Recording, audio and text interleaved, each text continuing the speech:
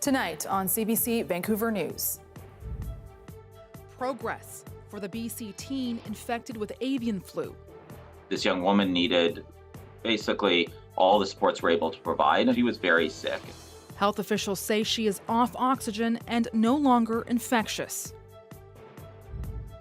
Also, fleeing prison for protection. I know a lot of people disagree with me being here. An American January 6 rioter seeks political asylum in Canada and hits the slopes. And behind the scenes at the BC Legislature. This is where we keep all of our old and rare material. It's a birdcage elevator. Yeah, it's like a time capsule. We take you to the spots you might normally miss out on. This is CBC Vancouver News.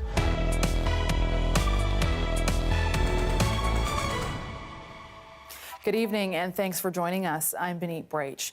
We're learning more tonight about Canada's first confirmed human case of H5N1 avian flu. A 13-year-old girl in BC became critically sick in November, but now is no longer infectious. Lindsay Duncombe has more on what we know about this case. Doctors who cared for the first person who acquired H5N1 in Canada are sharing details of her care. The 13-year-old girl arrived at BC Children's Hospital after coughing, vomiting, and diarrhea. Her kidneys were injured. And this is what her lungs looked like. The clouded parts indicate pneumonia. The next day, the infection spread. It's a terrible virus. I definitely, don't want to see this again in clinical care. It is. Dr. David Goldfarb was part of the team treating the teen. He said machines helped her breathe, circulated her blood, and supported her kidneys. This young woman needed basically all the supports we're able to provide in a modern intensive care unit, so she was very sick. The details of the case are outlined in a letter to the New England Journal of Medicine. It describes the patient as having mild asthma and an elevated body mass index. Her initial symptoms included conjunctivitis, or pink eye, and fever. Pink eye was also common among people sick with H5N1 in California. Dozens of people were infected after being exposed to infected dairy cattle. Many of those human cases were very, very mild in nature. And I think we kind of get lulled in this false sense of belief that this is going to be another mild disease. And the reality is, really, all the cards have not been laid out yet. Doctors don't know how the BC teen contracted the virus. They identified the strain as being the same one infecting wild birds. No one caring for her got sick. The key thing here is quelling outbreaks as quickly as possible so we don't give this virus an opportunity to mutate and be more readily transmitted between mammalian hosts. Doctors did note the virus may have changed how it binds to human airways, a development the letter calls worrisome. The 13-year-old girl is still in hospital. She's out of the ICU and breathing on her own. The virus is gone, but full recovery will take time. Lindsay Duncombe, CBC News, Vancouver. And Vancouver police are asking for tips to help them solve a homicide from 3.5 years ago. They say 24-year-old Luis Rosas Zanes was stabbed and killed on July 10, 2021, after leaving a house party in the Carousel neighborhood. Police say they have identified a suspect, but are calling on eyewitnesses to the attack to come forward. Unfortunately, there are people who are eyewitnesses, people who have first-hand information, who have chosen not to participate in the investigation, have chosen not to cooperate in this investigation. We believe those people and potentially others have important information, significant information that will help us solve this case, bring the person responsible to justice. Investigators believe he may have been involved in an argument with a group of people soon after leaving the party and was stabbed by one of them. An American who fled the country after being convicted for his role in the January 6th riot in Washington is now seeking political asylum in Canada. Anthony Vo should be serving time in a U.S. federal prison, but instead he's spending time in the BC mountains. As Carolyn Bargut found out, he's counting on clemency when Donald Trump returns to the White House. Anthony Vo is supposed to be behind bars in the U.S. Instead, he's hitting the slopes in Whistler, BC, hoping U.S. President Donald Trump will pardon him and others involved in the January 6th insurrection. He's already made too many promises in the public spotlight that it would look really bad if he didn't. And he's a man of his word, so. Vo and his mother were among hundreds of Americans who stormed the Capitol building on January 6, 2021, protesting Trump's defeat in the 2020 election. Last year, the 32-year-old was convicted of 4 misdemeanors and sentenced to 9 months in jail. Rather than reporting to prison in June, Vo packed up his snowboard and headed north to claim asylum in Canada. Experts say it'll be a tough case to make. So we'll always give people the benefit of the doubt and hear their claim and evaluate it. So I'm not surprised that they're hearing it. That's how our process works. We give everybody a fair hearing. But I would be extremely surprised if this was a successful claim. In his asylum claim, Vo says he was targeted, persecuted, maltreated, arrested, subjected to unfair trial, and even sentenced because of his political beliefs. He also alleges J6ers have been subjected to torture and inhumane treatment by the government and fears he will suffer the same fate. I know a lot of people disagree with me being here, but I've also received a lot of support from people here, and I'm really grateful to be here. He's still waiting for a hearing date, which could take up to a year.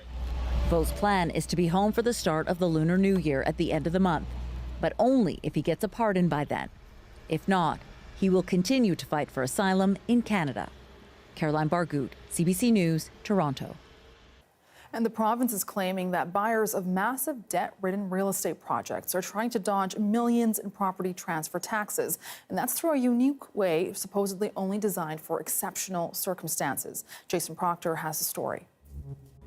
In the past while, we've done a lot of stories about giant real estate projects going bust, banks and mortgage companies calling in loans worth hundreds of millions of dollars. There is something else going on with these insolvency cases, though, something I've been looking into that the province is really worried about, to the point where they've asked Canada's top court to weigh in, because they worry massive properties are changing hands without anyone paying a dime of the property transfer tax you're supposed to pay when you buy or sell a home in BC. And it's all because of something called a reverse vesting order. And here's what that is. Let's use the example of Southview Gardens, which is the property at the center of a lot of these court cases, as an example. So, company which owns Southview Gardens has gone into insolvency. And the receiver, the person handling the sale, is set up a deal that sees a shell company set up, and into that shell company is placed the liabilities, the debts of that company. So all the things you don't want.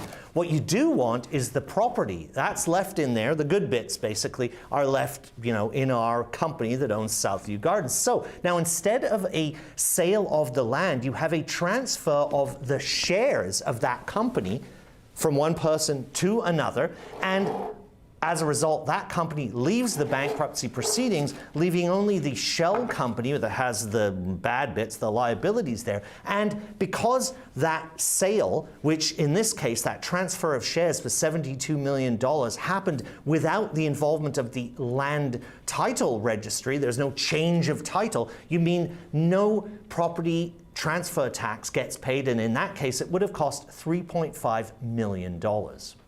Now, this issue of reverse vesting orders has worked its way through the lower courts, which found that, while reverse vesting orders are supposed to be reserved for exceptional circumstances, they do meet the needs of the laws governing bankruptcy in that they allow creditors to maximize their recovery, while the only victim, if you want to call it that, is the government. So obviously the province sees things differently, which is why they're appealing to the Supreme Court of Canada. They say taxpayers are going to be out millions.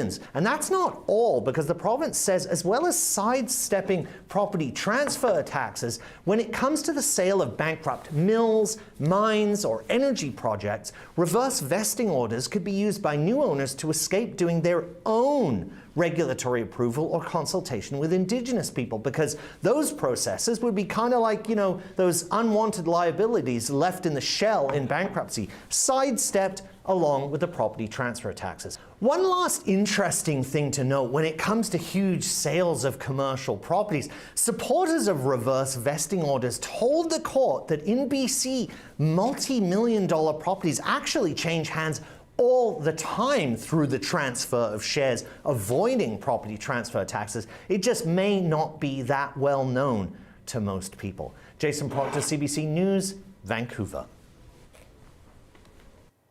Well, a new year and a new home flipping tax. BC property owners will now be taxed up to 20% if they flip a home within 2 years of owning it. The point is to discourage investors from buying housing to turn a quick profit. But some real estate agents say there may be unintended consequences. It might end up reducing the number of homes available for sale. And this could make things worse because when there's a shortage of inventory, we tend to see home prices go up because of the increased scarcity. So I understand that the government is trying to make housing more affordable, but I feel like this will actually do more harm than good. So there are exemptions, like in the event of a divorce, job loss, or other changes in household membership. The Ministry of Finance says about 4,000 properties will be subject to the new flipping tax. And excitement over a new addition to an orca pod observed in December has turned to mourning. The Centre for Whale Research says it observed the body of a young female being carried by its mother. This behavior was seen before by the southern resident orca after losing another female calf in 2018. We are, extremely disappointed and devastated that, she's lost another calf, and in particular, this is a female calf, as we had documented back prior week, and it's for me, female survivorship that's really critical to the recovery of the population. There is some good news, however. This week, researchers also observed a new calf in the same pod, but they say they don't know much about it just yet.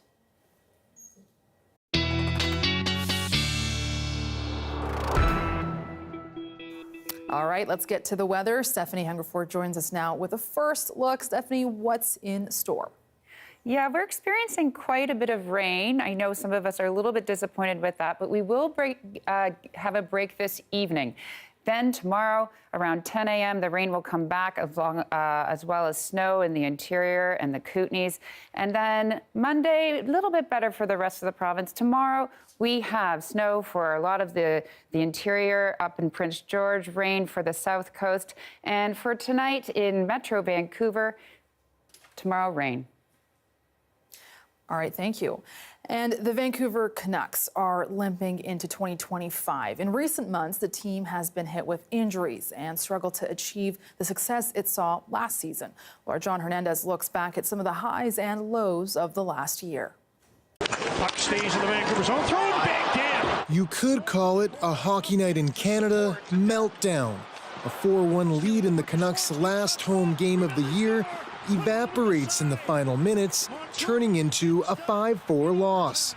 Trying to win the game, scores! I'm sure the guys are upset and pissed about it. You have to execute. A loss that shocked superfans like podcaster Tej Dhaliwal. What more can you say? That kind of wraps up what's been a bit of a roller coaster of a year in 2024. Centering pass, Kadri scores! Back-to-back losses cap an up-and-down calendar year for the Vancouver Canucks. At the start of 2024, the Canucks were one of the best teams in the league and led their division. That success took them to Game 7 in the second round of the Stanley Cup playoffs. 1 year later, the team is struggling. It currently sits below the playoff line, much to the disappointment of fans. But I think, like a lot of Canucks fans, we only know peaks and we only know valleys, and we don't know anything in between. We don't know anything about the middle ground, and that's what leads to a lot of that emotional roller coaster of a reaction that we have. Behind the most recent losses, a string of injuries, taking both Elias Pettersson and star defenseman Quinn Hughes out of the lineup. Still, the Canucks are far from out of the playoff race. Once they are healthy, it is going to be a team, I think, that will be really challenging, maybe not in the Pacific Division as much, but do I see them as a wildcard team at this point in time? Absolutely, but they have to get it going pretty quickly here. Go Canucks, go! Optimism some fans are carrying with them into the new year. They definitely are going to be a playoff team. I predict they'll finish second in the Pacific Division, and I predict they'll be one of the hottest teams entering the playoffs. A new year and a lot of hockey left to play for this team to turn its season around. John Hernandez, CBC News, Vancouver.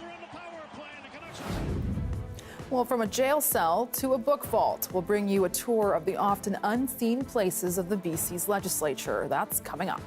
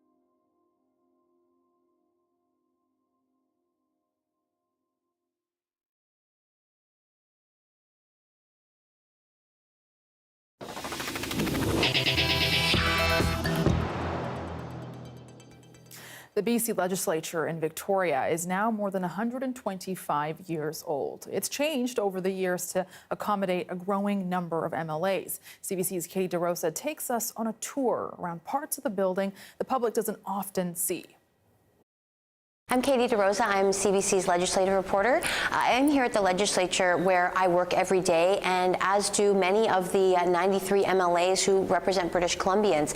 They debate legislation in the chamber, but a lot of people don't get a look at what happens behind the scenes. We know the Legislature from the Inner Harbour, but what really happens behind these doors? Hello, Raj. Hello. Mr. Speaker. How are you? Nice to see you. The Legislature first opened its doors in 1898, but the architect did not factor in a growing population. BC now has 93 MLAs who must be crammed into a chamber that's bursting at the seams. At that time, the first parliament had only 33 members. Some have pushed for benches, similar to the setup inside the UK's House of Commons. Instead, the existing desks were rejigged to make room. Usually, between the opposition side and the government side, there's a 2 sword length distance. Right. Not anymore. Okay, so now they could clash. They could clash more. do you expect to see more clashes? Absolutely. Yeah. That's the nature of democracy. Would you say you're more referee or more dad trying to keep apart 2 siblings? Yeah, referee is the right answer. I'm so disappointed in all of you. Let's behave like adults, please. However, sometimes we have to act like a dad.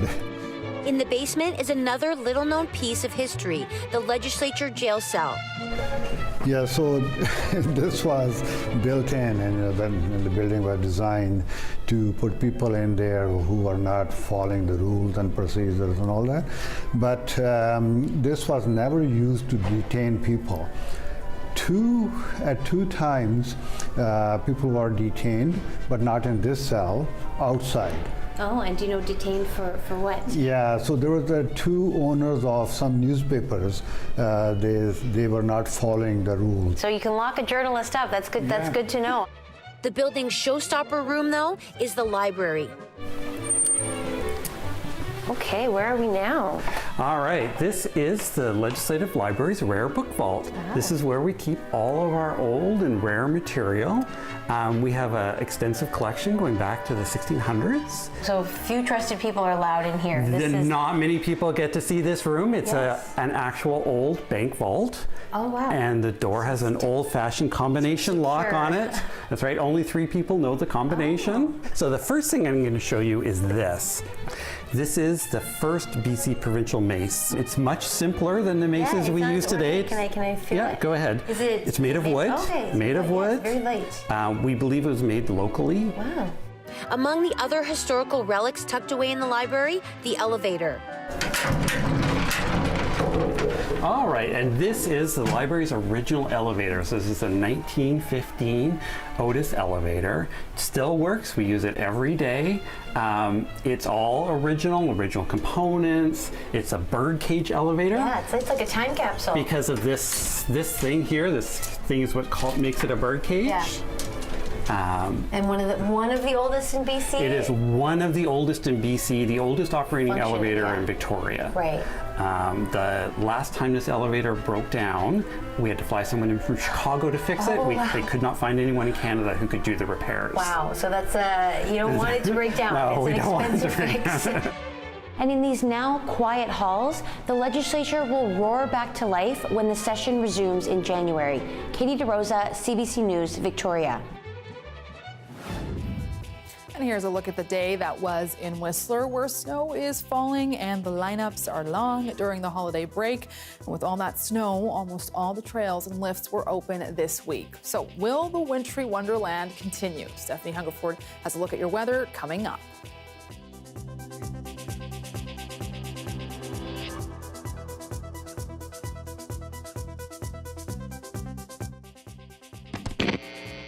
This holiday season, give the gift of live local music. Road to the Junos tickets are available now. Head to cbc.ca/Junos and get yours before they're all gone.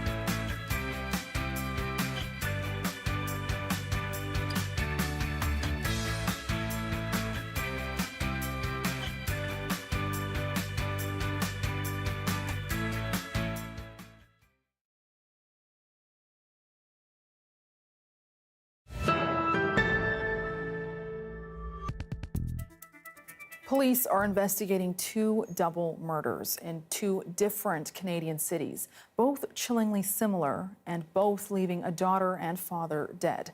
As Aaron Collins tells us, the cases are once again drawing attention to the issue of intimate partner violence. It's the cruelest of starts to the new year. This street in Halifax, the scene of a double murder. Cora Lee Smith and her father, Bradford Downey, gunned down in this car. Their killer, believed to be the woman's boyfriend, killed himself, too. We do believe this investigation is in relation to intimate partner violence. We believe that the suspect was in a relationship with one of the victims. 4 women have been killed by their partners in as many months in Nova Scotia. But this isn't just a Nova Scotia problem. Nearly 5,000 kilometers to the west, a similar story begins to unfold in this Calgary home over Christmas dinner. What the hell are you doing? You know, this is not what you're supposed to do on a Christmas day. After that argument over dinner, Peter Wardzella says his sister Anya's husband left. She told me specifically, you know, that this is it, it's over, she is done with him, she cannot handle this relationship anymore. But days later, Anya Kaminsky and her father would both be dead. Police believe her husband, Benedict, killed them before taking his own life. We know what puts women at highest risk for homicide is when they tell their partner they're going to leave. And experts say the key to curbing intimate partner violence is to get men help. We need to flip the script. We need to stop putting the burden on victims to keep themselves safe. And we need to start putting the burden onto those who are causing harm. And the reality is the majority of people who are harming their partners and family are men. Failing to do that can lead to unimaginable loss. She was an amazing daughter to my parents. She was an amazing mother to her 3 children. And she was the most amazing, beautiful sister to me. 2 crime scenes, 4 victims, 6 lives ended. One preventable cause for an entire nation to address. Aaron Collins, CBC News, Calgary. Albertans driving electric vehicles have a new tax coming down the road. The provincial government says it will help fund highway maintenance. Now, some say it's fair, others say it's a policy that's going the wrong way. CBC's Alexander Cyberman reports. For Eugene Masakwi, it's about to get more expensive to keep his fully electric car on the road. It was a bit of a shock knowing I'd have to pay $200 compared to the, I believe, about $90 it is now just for the gas car. Alberta is about to become the second province to add a tax for EVs, following Saskatchewan in 2021. It argues the extra registration fee is necessary because EV owners don't pay a fuel tax, which is used to fund highway maintenance. It also says electric vehicles are harder on pavement because of their heavy batteries. I think all Albertans would like to do their part in making sure we can maintain our highway infrastructure. While the idea is still new to Canada, more than 24 U.S. states already charge extra registration fees to make up for lost gas tax revenue. 6, including Georgia, Iowa, and Kentucky, also collect a tax at charging stations. It's clearly counterproductive to the times that we're in. This EV advocate says everyone should pay their fair share, but he argues extra fees could discourage drivers from going electric. We should be encouraging people and finding ways to facilitate the transition to electric mobility, and this sort of flies in the face of that. If the tax is going to be used to actually improve infrastructure. In Edmonton, Masakwi says driving an EV is still well worth it for the planet and his wallet. I'm looking at the savings I have in gas. I'm able to stomach that, offset it a bit more. He might not mind, but experts say striking a balance between encouraging electric and paying for infrastructure is a work in progress. Alexander Silberman, CBC News, Regina. Well, the start of the new year is when many realize they've overdone it. Too many massive meals, too much cheese, too much booze, and the solution might be to do a detox. But as Jennifer Yoon finds out, they come with risks and little benefit.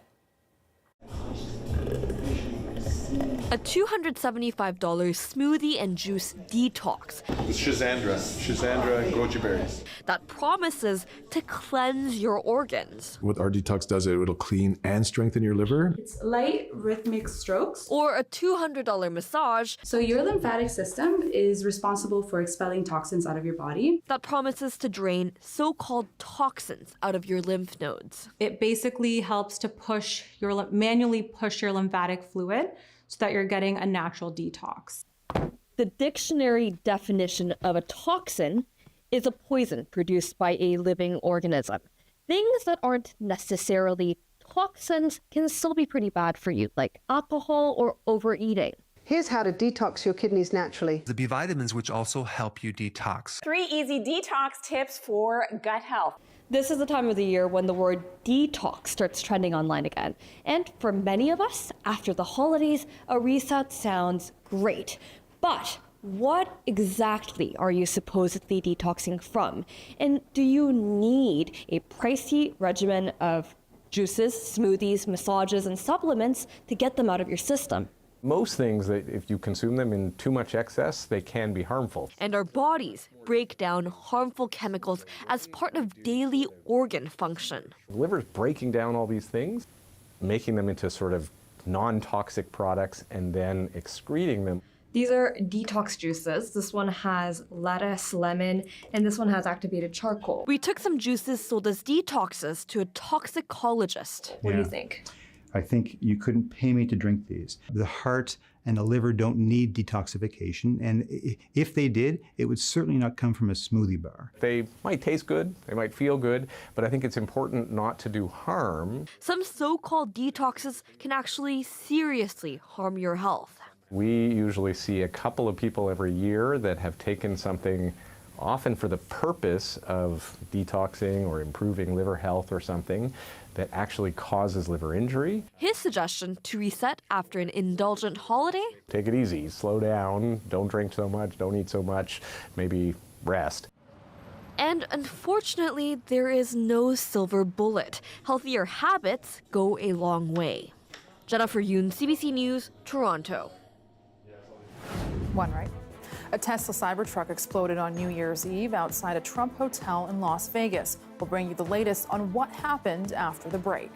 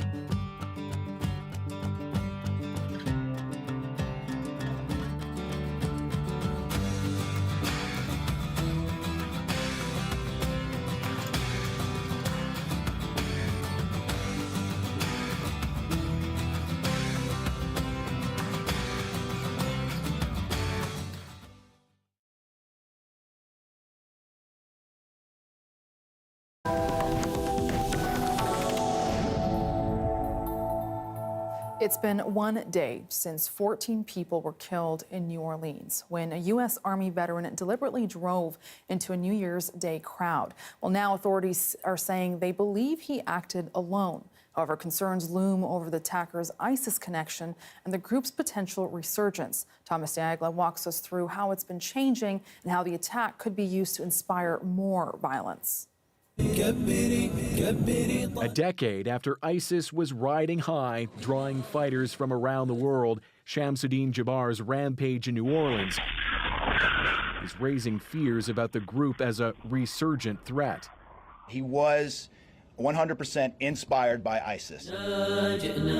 Instead of the gruesome beheadings the self-styled Islamic State became known for, supporters now encourage violence on social media and encrypted platforms. With clips like this one we found, posted after the New Orleans massacre, calling for more attacks in the U.S. Despite the fact that ISIS as an organization is very different than its heyday in Iraq and Syria going back a decade, the message still resonates. CBC News has learned just last month police arrested a Toronto area teen accused of planning to leave Canada to participate in the activities of ISIS. Weeks before, the RCMP said it foiled an ISIS-inspired plot to attack a Jewish center in New York. Mr. El-Didi, how do you respond to the allegations? Did you commit war crimes overseas? All of it as Ahmed El-Didi stands accused with his son of planning a mass murder in Toronto, years after he allegedly dismembered an ISIS hostage on video. There has been a lot of terrorist plotting, planning, and recruiting in Canada that the RCMP have been disrupting. In Moscow last March, an ISIS affiliate killed more than 140 concertgoers. And months later, Austrian authorities arrested alleged ISIS supporters over a plot targeting Taylor Swift shows. Since October 7th, though, that threat has gone to a whole nother level. The FBI warned about a spike in threats after the Hamas attacks on Israel. Now experts wonder about the rise of Islamists' HTS in Syria after they pushed out Bashar al-Assad. What it will mean for ISIS with the added twisted publicity of the New Orleans attack. ISIS is going to get a lot of propaganda value out of this specific attack. Staying in America, investigators say there's no link between the attack in New Orleans and another incident in Las Vegas. A Tesla Cybertruck exploded in front of a Trump hotel on New Year's Day. Katie Simpson has more. Authorities now have a better idea of the moments leading up to this fiery explosion, a Tesla Cybertruck blowing up at the entrance to the Trump Hotel in Las Vegas. The driver inside preliminarily identified as a 37-year-old active duty member of the military, Matthew Livelsberger, a Green Beret Special Operations Sergeant previously awarded 2 Bronze Stars. Police say Livelsberger shot himself in the head moments before the explosion, but they still don't know why any of this happened. Looking into exactly what the motivation is remains our number one priority. It's not lost on us that it's in front of, of the Trump building, that it's a Tesla vehicle, but we don't have information at this point that definitively tells us or suggests it was because of this particular ideology or any of the reasoning behind it. The vehicle was first spotted in Las Vegas just after 7:30 a.m. New Year's Day.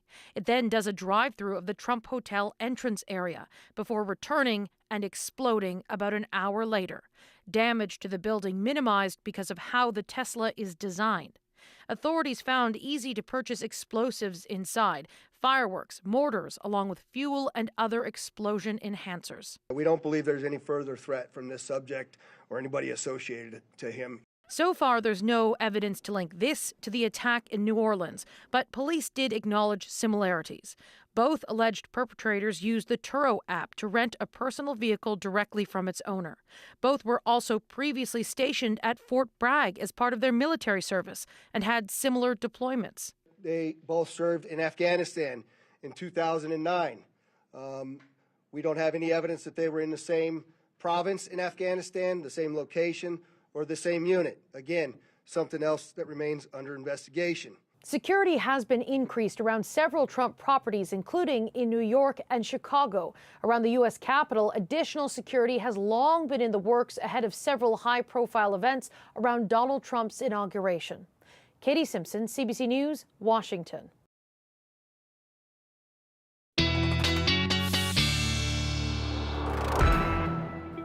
All right, let's take another look at your BC-wide weather forecast. Stephanie Hungerford joins us now. Fresh new year. What weather does it bring, Stephanie? That's right. Well, it's been a little bit wet. We will get a little bit of a break tonight, especially in the lower mainland. But then tomorrow we're going to see some more snow for the mountains, which is great for skiing. Mount Washington's getting a lot of snow. The local mountains, I checked those webcams today. Lots of snow, so that's good news. Then we're going to see a lot of snow coming in for Kamloops, Cranbrook. This is a system that's going to come until Sunday, and then there's going to be a little bit of a break on Monday, which is, good if you're traveling, you're coming back from your vacations. There's a wind warning at the mouth of Howe Sound. Now, winds are going to be about 70 kilometers per hour, the gusts up to 90. So that is for tonight and tomorrow. For the province, across the board for tomorrow, we've got lots of snow. Up north, very, very cold. Dease Lake, Fort St. John. It's sunny up there, though, so that's not too bad. This goes in through tomorrow, minus 29 in Fort Nelson. And Saturday's highs, much of the same up north.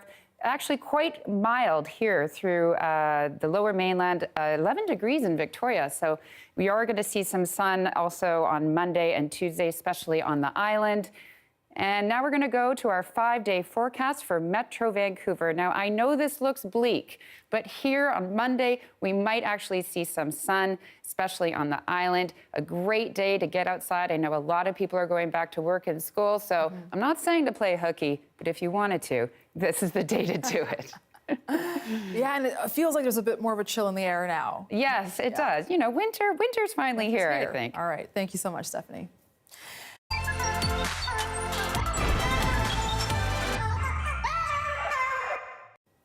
At her studio in Vancouver, BC, Naoko Fukumaru practices Kintsugi. It's a 500-year-old Japanese art form of mending broken ceramics using gold powder. The philosophy behind it is the beauty of brokenness. For Fukumaru, it's an art that can repair bowls, but also people. Take a look. Kintsugi is a 500 years old Japanese mending techniques of broken ceramics. Instead of hiding the damage, it embraces and highlights brokenness and imperfection, has so much characters and beauty and uniqueness. I am not 100% artist. I'm not 100% ceramic conservator. I combine both. My name is Naoko Fukumaru. I am a ceramic conservator and Kintsugi artist based in Vancouver. In Japanese, Nao meaning is heal and cure, and then Fuku is a good fortune, and Maru is a circle. So it's my fate to do who I am now and my intention. I believe this is from Peru, like ancient fragment. I can see all the roots line and some incrustation, so it's how I create the missing part with more life and joy and happiness, and I want to bring the healing and the meaning and the hope to all this brokenness and imperfection.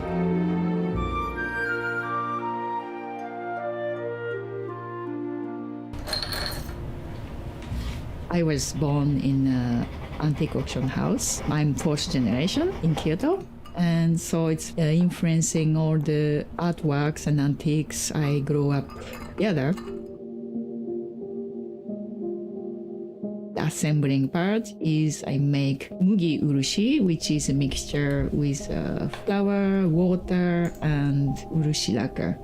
This is very ancient sap from the tree. 9,000 years we have a history of using that materials to glue some things. I went to Westin College, and there I studied conservation of ceramics and glass, and I got a master's degree. And after I had an internship in a Metropolitan Museum of Art, so my passion became my career. I have to put this into curing cabinet with humidity 70 to 80, the temperature 25 Celsius for 2 weeks.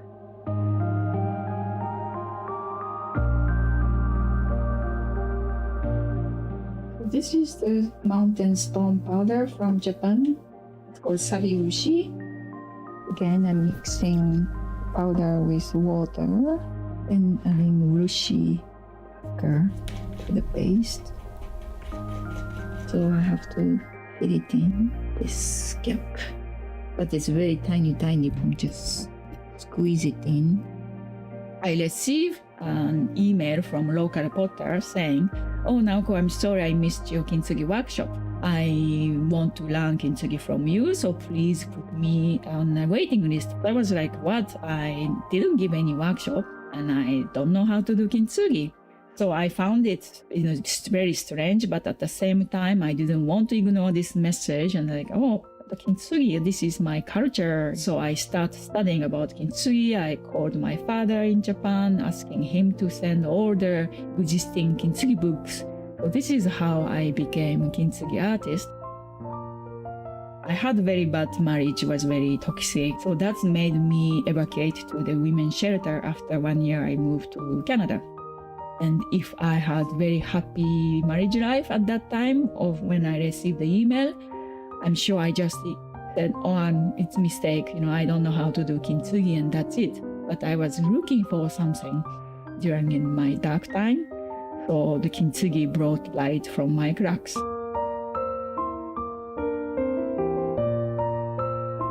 I'm showing the sanding process. So some excess sanding fillers. This is a horsetail I picked up in the forest. So this is a traditional sanding materials. Using this natural material these are softer than glaze, so it doesn't make any micro scratches. And also we can use the charcoal. I cut the charcoal into small pieces. When I met Kintsugi, I was completely broken and the bottom of my life. So it really came into my heart. It wasn't just art form, it was just healing journey and process. And Kintsugi is like my teacher and bringing so many wisdoms. And also it's my life. I'm going to draw all this line with urushi lacquer. When the people see my artworks, they resonate within themselves, which they used to hide or push it back, like especially the brokenness and imperfection of themselves.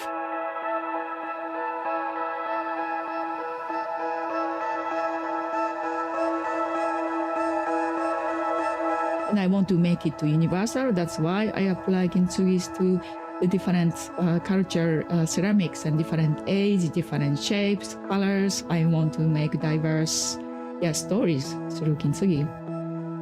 So after this is cured and I polish it, then it will shine a bit more.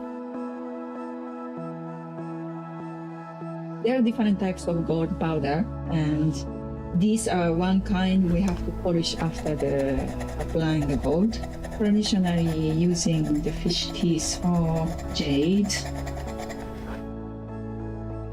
Kintsugi was born from the wabi-sabi culture, which is to embrace the imperfection, impermanence, and incompleteness of life. However, yes, I am applying Kintsugi to myself, and then now my goal is to apply Kintsugi to the world.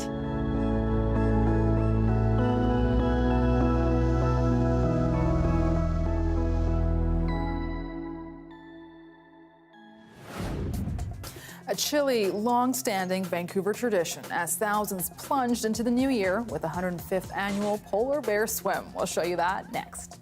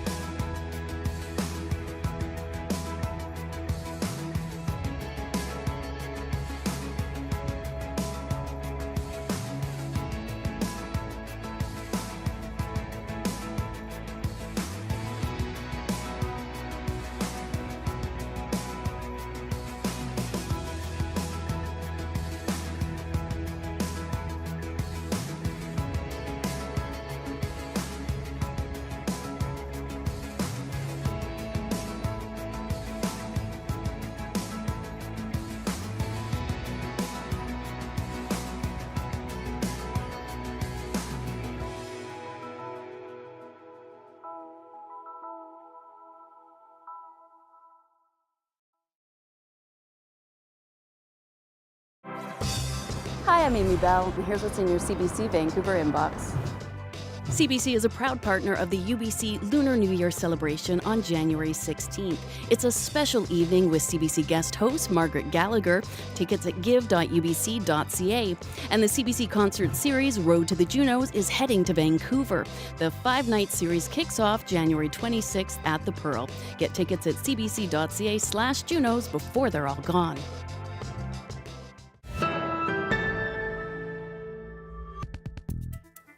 Well, researchers have uncovered hundreds of dinosaur footprints in a quarry in southern England.